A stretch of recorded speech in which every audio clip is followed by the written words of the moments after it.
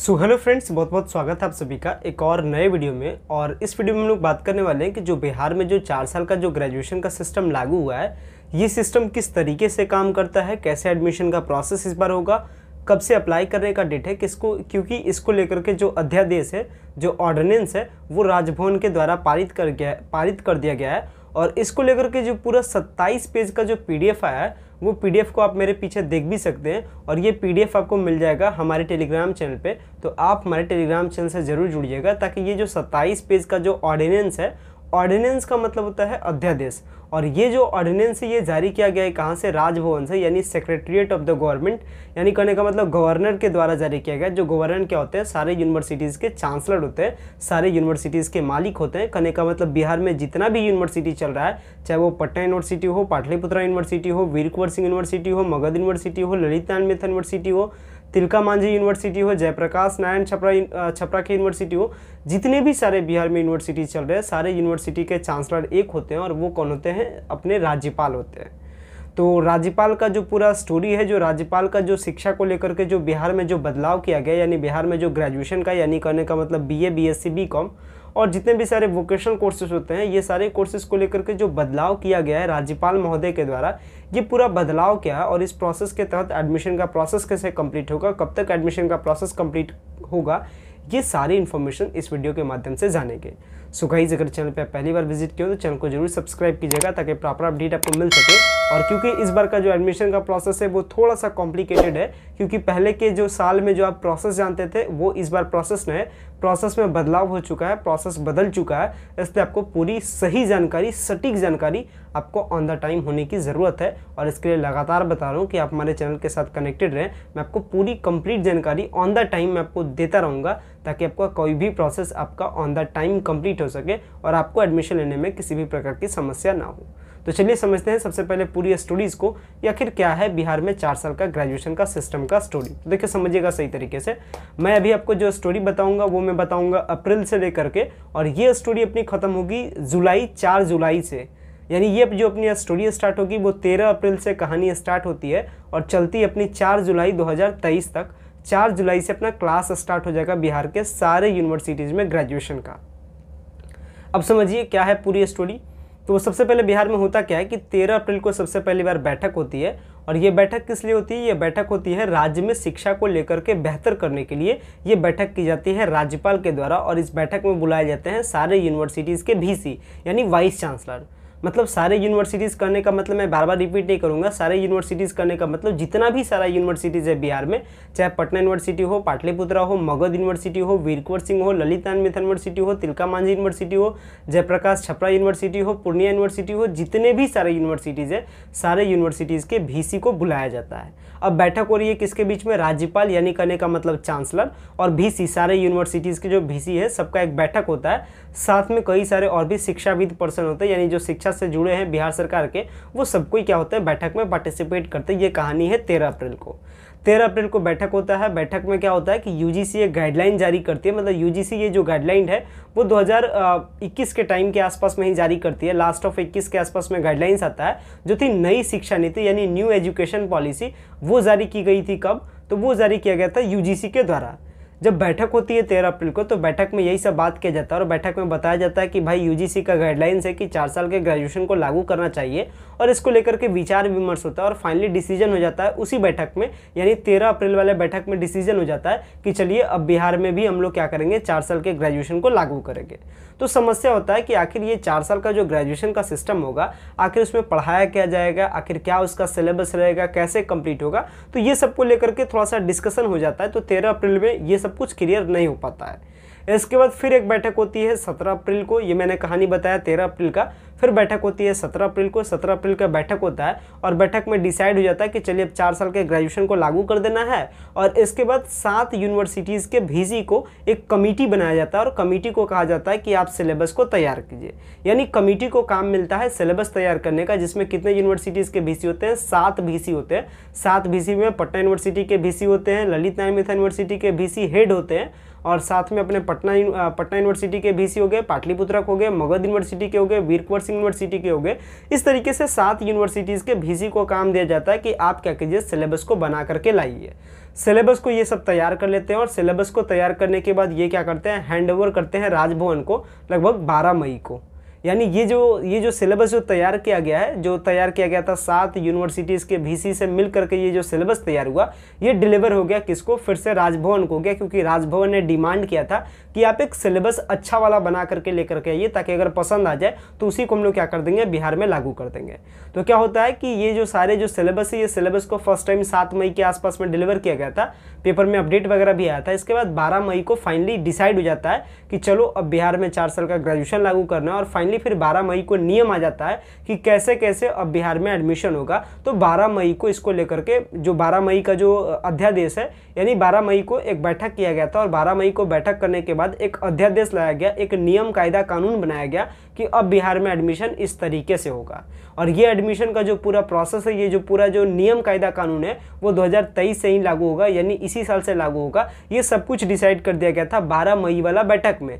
कहानी मैंने बताया कि 17 अप्रैल के बैठक में डिसाइड हो गया, सिलेबस बनाने का काम आ गया। सिलेबस को बना करके ये जो 7 यूनिवर्सिटीज़ के जो VC का जो टीम था, वो डिलीवर कर देते हैं राजभवन को 7 मई को। 7 मई को हो जाता है कि सिलेबस आ जाता है, फिर पसंद हो जाता है कि चलो सिलेबस सही है, ये सिलेबस ओके है, अब इसी को मैं लागू करूंगा। ये सब क्लियर हो जाता है, और 12 मई को सारे नियम कायदे कानून बना दिए जाते हैं कि अब बिहार के जो जितने भी सारे यूनिवर्सिटीज़ है वहाँ एडमिशन कैसे होगा। इसके बाद ये नियम कायदे कानून बना दिए जाते हैं 12 मई को, क्योंकि जो ऑर्डिनेंस जो जारी किया गया है जो 17 मई को, यानी जो 17 मई को जो ऑर्डिनेंस आया, इस ऑर्डिनेंस में ये जो सिग्नेचर वगैरह किया गया है वो 12 मई का डेट का, यानी 12 मई को जो बैठक हुआ था उसमें हो गया कि नियम कायदे कानून ये सब होंगे अब बिहार में एडमिशन के लिए। बिहार के किसी भी यूनिवर्सिटी में अगर आपको एडमिशन लेना है तो इसी नियम कायदे कानून के तहत आपको एडमिशन लेना है, चाहे वो स्टूडेंट रहे या कॉलेज वाले रहे या यूनिवर्सिटी वाले रहे।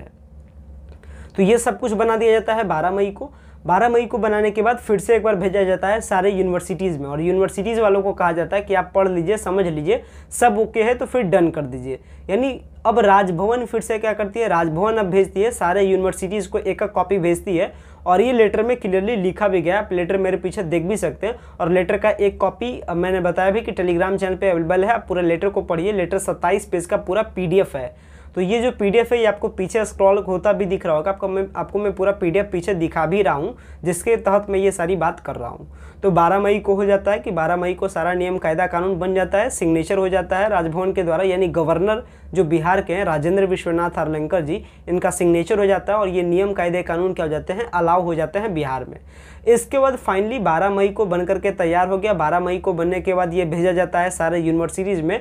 सारे यूनिवर्सिटीज़ के VC और एडमिशन सेक्शन के जो भी सारे टीम होते हैं वो कहते हैं ओके। और इसके बाद फाइनली 17 मई को, यानी कि 17 मई को एक नोटिस निकल करके आ जाता है, 27 पेज का PDF आ जाता है, जो 12 मई का जो बैठक का जो डिसीजन था, मतलब जो 12 मई को जो नियम कायदे कानून थे वो अब बिहार में लागू हो जाता है, और इसे बिहार में सर्कुलेट कर दिया जाता है। सारे बच्चों, सारे स्टूडेंट, सारे टीचर, सारे कॉलेज, हर जगह इसको स्प्रेड कर दिया जाता है 17 मई को कि अब बिहार में एडमिशन ऐसे होगा। तो अब बिहार में एडमिशन कैसे होगा ये सुनिए। ये अपने पूरा स्टार्टिंग टून यहाँ तक के स्टोरी को समझाता। अब समझिए बिहार में एडमिशन के प्रोसेस के बारे में।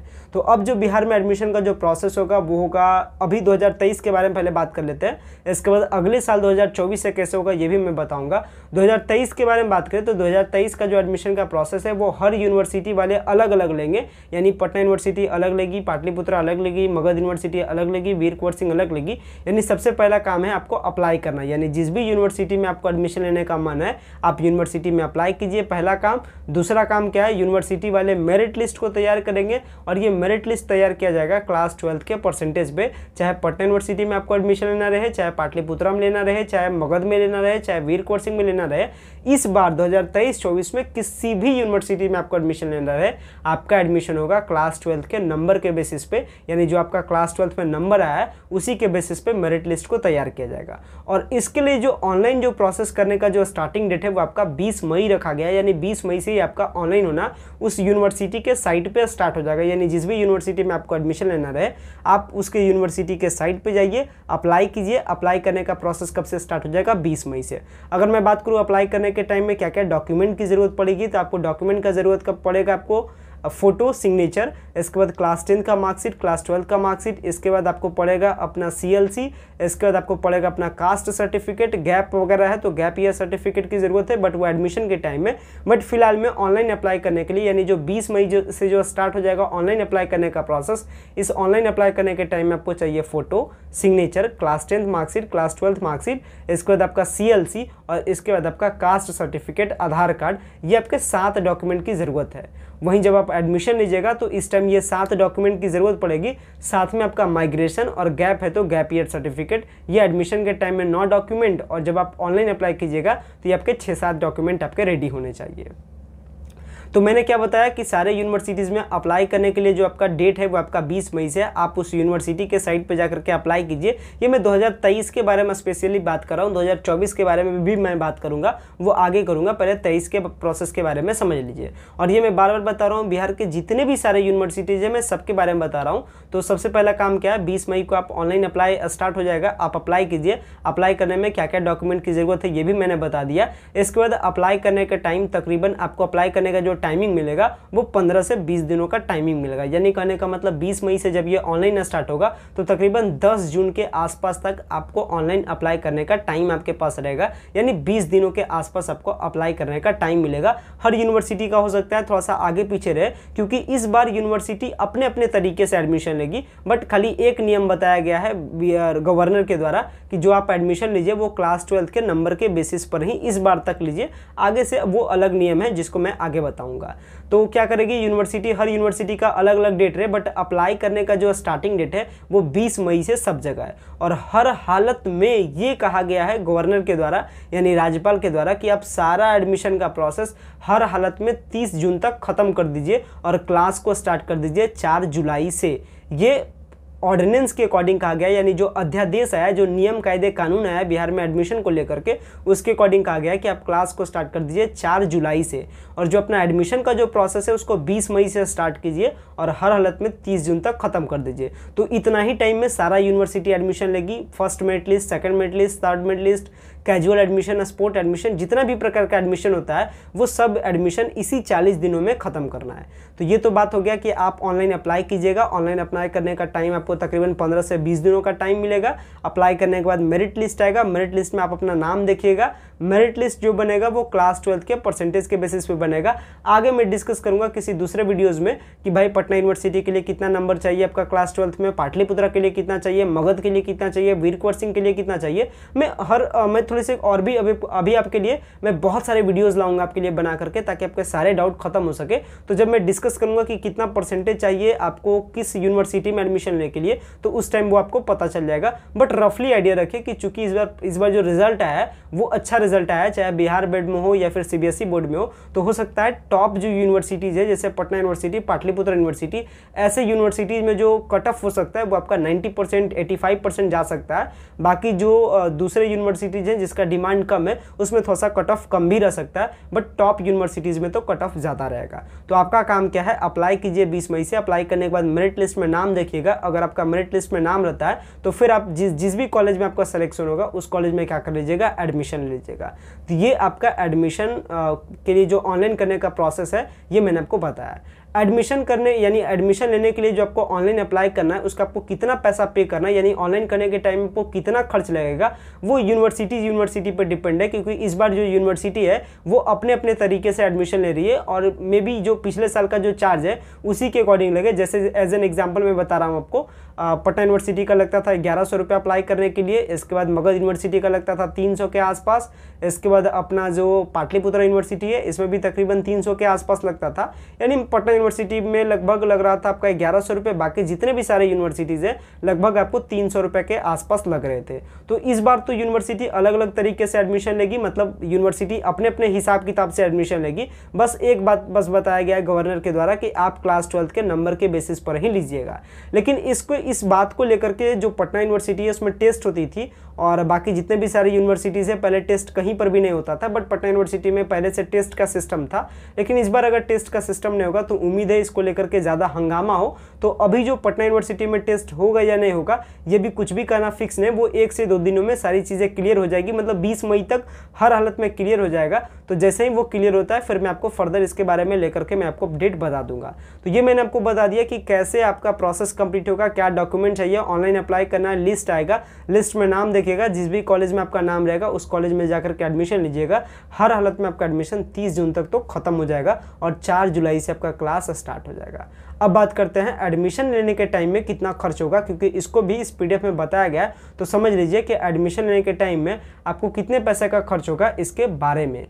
अगर मैं बात करूं कि आखिर एडमिशन के टाइम में कितना आपका पैसा खर्च हो जाता है, तो एडमिशन के टाइम में आपका तकरीबन 2220 मतलब 2225 रुपये के आसपास बताया गया, यानी कह सकते हैं 2300 रुपये का आपको खर्च पड़ेगा एडमिशन के टाइम में। क्योंकि इस पीडीएफ में क्लियरली जिक्र किया गया है कि जो आपका पहला सेमेस्टर होगा, जो फर्स्ट सेमेस्टर है, किसी भी यूनिवर्सिटी में, चाहे पाटलिपुत्रा यूनिवर्सिटी हो, पटना यूनिवर्सिटी हो, किसी भी प्रकार का यूनिवर्सिटी हो, उसमें एडमिशन के टाइम में आपका तकरीबन 2300 रुपये के आसपास खर्च होगा। और जो सब्जेक्ट अगर आप ले रहे हैं, अगर उसमें प्रैक्टिकल है तो 600 रुपये एक्स्ट्रा, यानी अगर आपका साइंस का सब्जेक्ट है, मान लेते हैं फिजिक्स है, तो 2225 के आसपास तो आपको लग रहा है एडमिशन का चार्ज, और 600 रुपये आपका प्रैक्टिकल का चार्ज, यानी कहने का मतलब 2900 के आसपास में। तो जो प्रैक्टिकल सब्जेक्ट है, जैसे ज्योग्राफी है, जैसे साइकोलॉजी है, जैसे फिर आपका फिजिक्स है, केमिस्ट्री है, बायो है, जूलॉजी है, बॉटनी है, ये सारे प्रैक्टिकल सब्जेक्ट में 600 रुपये आप एक्स्ट्रा अटैच कर दीजिएगा। बाकी 2220 रुपये का आपको चार्ज रखा गया है, ये डिसाइड किया गया है गवर्नर के द्वारा। इसके सिवा आपसे कोई भी एक्स्ट्रा चार्ज नहीं लिया जाएगा।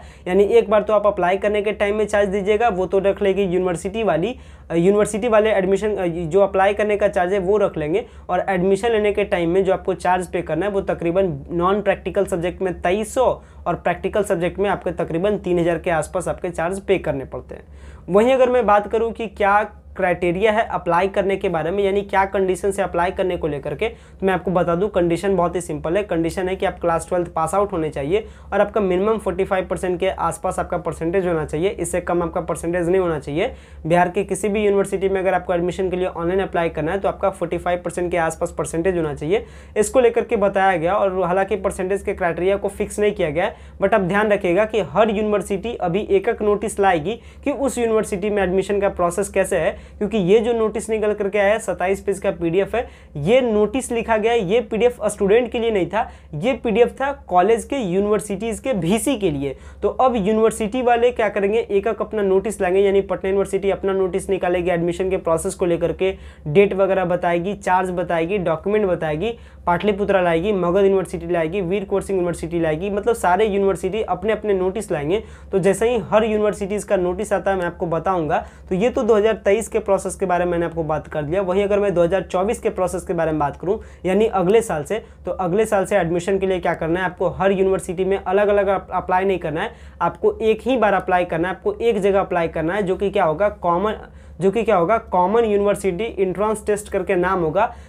कॉमन यूनिवर्सिटी इंट्रांस टेस्ट का उसको नाम दिया जाएगा। यानी बिहार के जितने भी सारे यूनिवर्सिटीज़ हैं उसमें अगर आपको किसी भी यूनिवर्सिटी में एडमिशन लेना है तो उसके लिए आपको एक ही फॉर्म अप्लाई करना होगा 2024 से, 2023 से नहीं 2024 से। और इसमें अप्लाई करने के बाद आपको टेस्ट देना होगा, जो कि 100 क्वेश्चन का आपका टेस्ट पूछा जाएगा, जिसमें 40 क्वेश्चन आपके होंगे कॉमन पेपर से, मतलब जीके, रीजनिंग और आपका न्यूमेरिकल एप्टीट्यूड यानी जनरल मैथ, ये होंगे 40 क्वेश्चन, और 60 क्वेश्चन होगा आपका सब्जेक्टिव से। यानी जो आपका क्वेश्चन पेपर होगा 2024 से जो टेस्ट होगा एडमिशन के लिए, उसमें 4 सेक्शन होगा, ए बी सी डी। ए होगा कॉमन पेपर, यानी सबको इसका सवाल का जवाब देना है, जिसमें क्या होगा जीके, जनरल एप्टीट्यूड यानी रीजनिंग, और आपका क्वांटिटेटिव एप्टीट्यूड यानी जनरल मैथ। और ग्रुप बी होगा वो होगा ह्यूमैनिटीज़ का, यानी आर्ट्स का पेपर होगा। ग्रुप सी होगा साइंस का पेपर, ग्रुप डी होगा कॉमर्स का पेपर।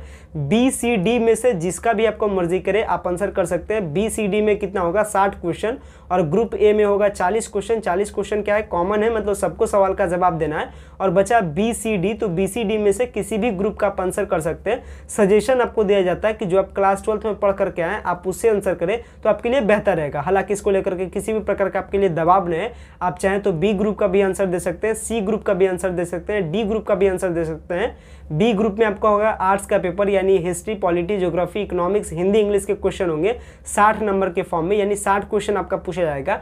ग्रुप सी होगा साइंस के लिए, physics, chemistry, math, statistics, biology, इस तरीके से इसमें भी होंगे 60 क्वेश्चन। जो भी आपको आता है आप उसको आंसर करना है। और ग्रुप डी होगा कॉमर्स, यानी बिजनेस स्टडीज, अकाउंटेंसी और अपना इकोनॉमिक्स या एंटरप्रेन्योरशिप का पेपर होगा, जिसमें पूछे जाएंगे आपके 60 क्वेश्चन। एडमिशन। तो इस तरीके से ये तो 2024 में प्रोसेस होगा, यानी 2024 में एडमिशन के लिए आपको अप्लाई करना है। अप्लाई करने के बाद एक टेस्ट देना है जो कि क्या होगा, बिहार लेवल का टेस्ट होगा, यानी बिहार के किसी भी यूनिवर्सिटी में अगर आपको एडमिशन लेना है तो वो आपको टेस्ट देना है। तो ये तो होगा 2024 से, बट 2023 का प्रोसेस अलग है। 2023 का जो प्रोसेस है वो क्लास 12 के नंबर के बेसिस पे होगा, और जिस यूनिवर्सिटी में आपको एडमिशन लेना है उसके लिए अलग अलग से फॉर्म आपको अप्लाई करना है। मतलब अगर आपका चॉइस है पटना यूनिवर्सिटी में भी लेने का, पाटलिपुत्र यूनिवर्सिटी में भी लेने का, मगध यूनिवर्सिटी में भी लेने का, तो ऐसी स्थिति में आपको 3 फॉर्म अप्लाई करना पड़ेगा उसके साइट पर। यानी पटना यूनिवर्सिटी में लेना है तो पटना यूनिवर्सिटी के साइट पर अप्लाई कीजिए, मगध यूनिवर्सिटी में लेना है तो मगध यूनिवर्सिटी के साइट पर अप्लाई कीजिए, पाटलिपुत्र में लेना है तो पाटलिपुत्र के साइट पर अप्लाई कीजिए। ये 2023 का प्रोसेस है,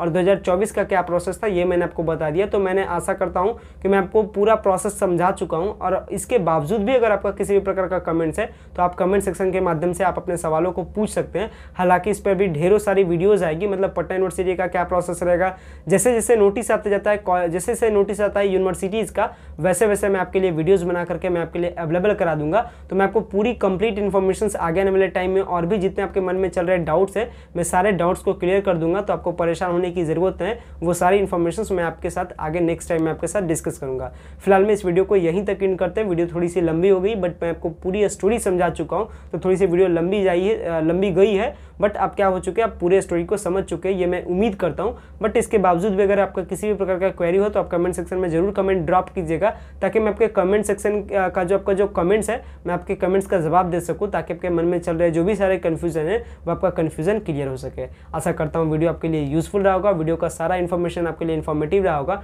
वीडियो को एंड करते हैं, बट वीडियो एंड करने से पहले छोटा सा रिक्वेस्ट, अगर आप चैनल पर पहली बार विजिट किए तो चैनल को जरूर सब्सक्राइब कीजिएगा, ताकि प्रॉपर अपडेट आपको आगे टाइम मिल सके। और अगर आपको वीडियो पसंद आया है, एक वीडियो को लाइक दीजिएगा। वीडियो को एंड करते हैं। Thanks a lot for watching this very important video.